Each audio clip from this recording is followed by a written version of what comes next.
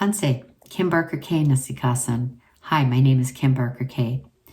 The name given to me in ceremony is Wapiskahio Esquio, which means White Eagle Woman.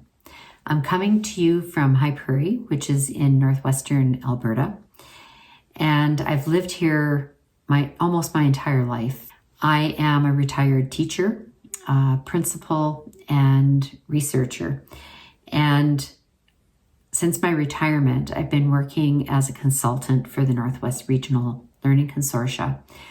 My focus has been predominantly on research I did a number of years ago on building educational equity for Indigenous students.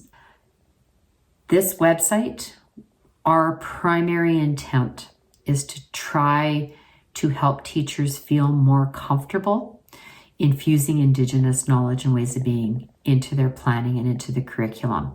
And the best way to do that is to have access to someone who has that knowledge. And thus we have these videos that Jason Big Charles so generously is making to share his knowledge and experience with us about Nihiau traditional ways of knowing and being.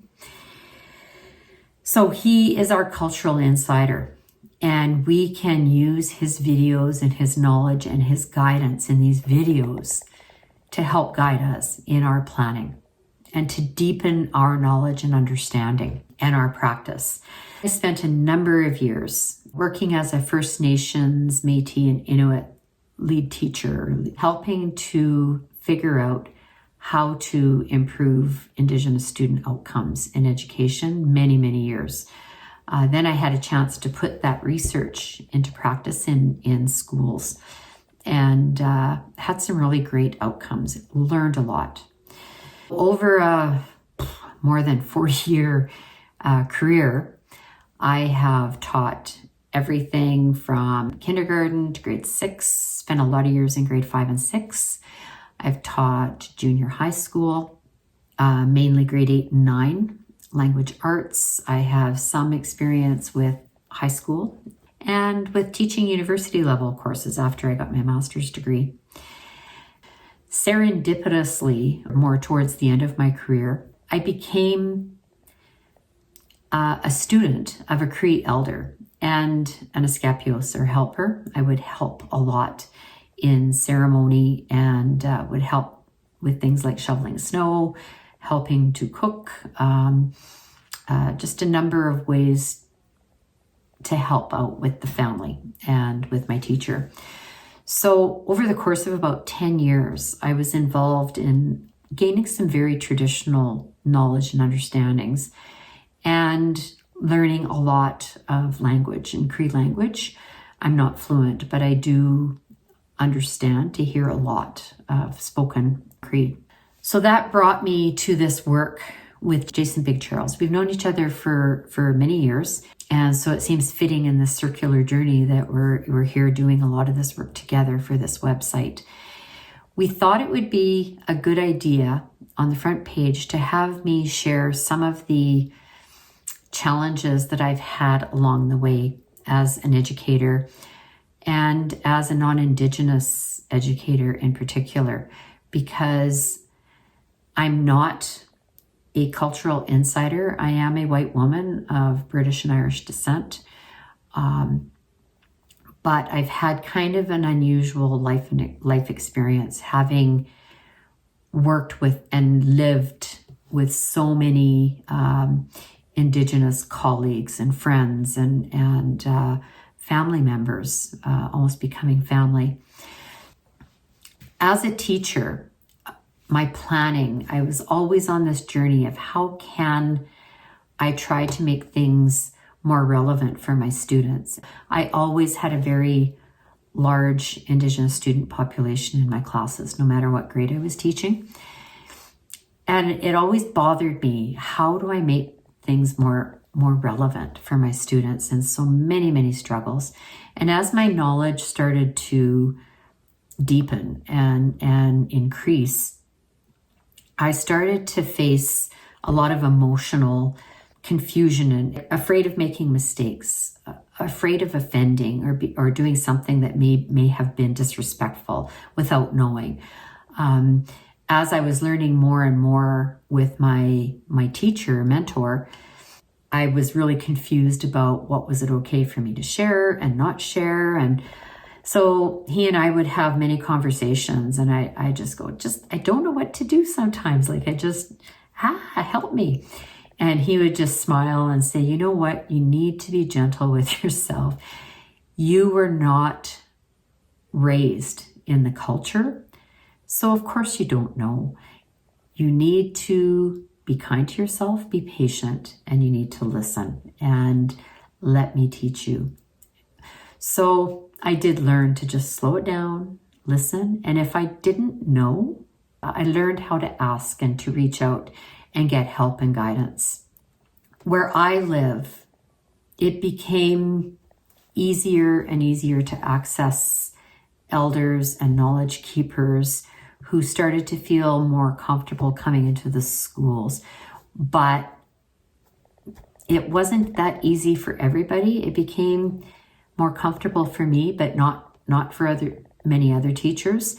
And I know in many other communities, you may not have easy access to elders and knowledge keepers, and it's confusing. Like, what do you do?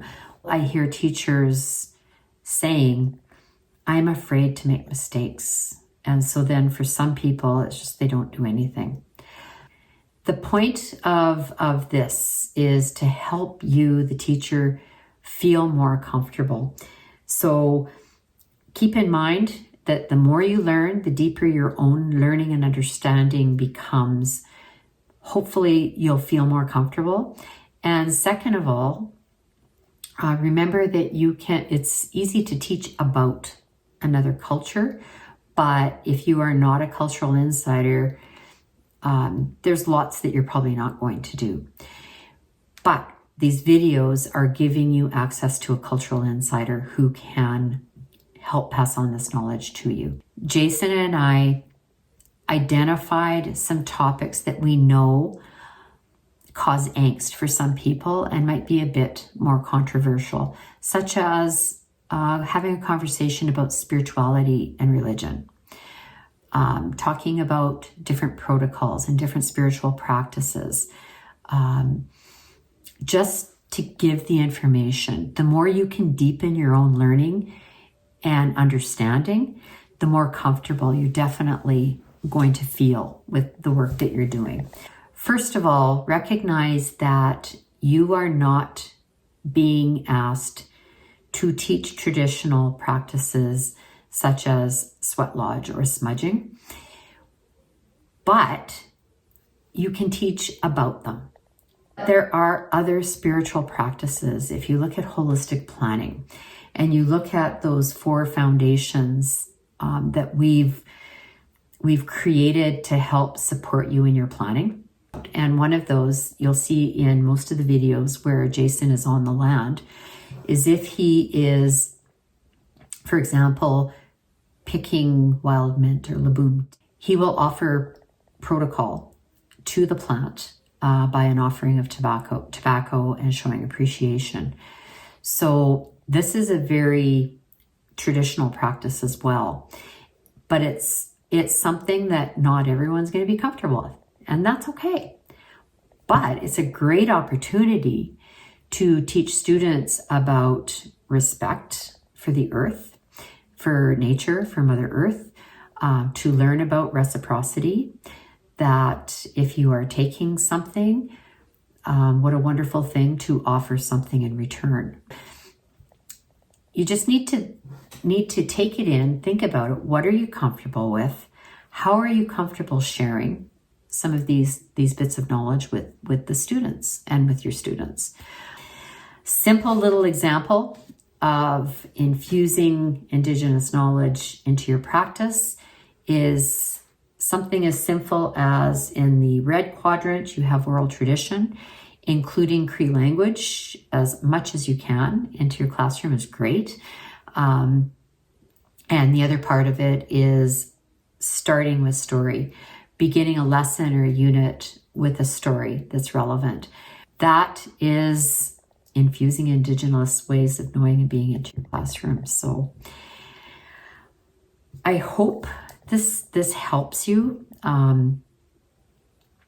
Your feelings are legitimate if you're having some struggles, and this website is designed to help you with those struggles, and also just will be a lot of fun with all the learning that you're going to do with some of these videos and the instructional supports that we've put in place for you. So please enjoy. I thank you, Nanaskaman, and that's it for now. Eximaga.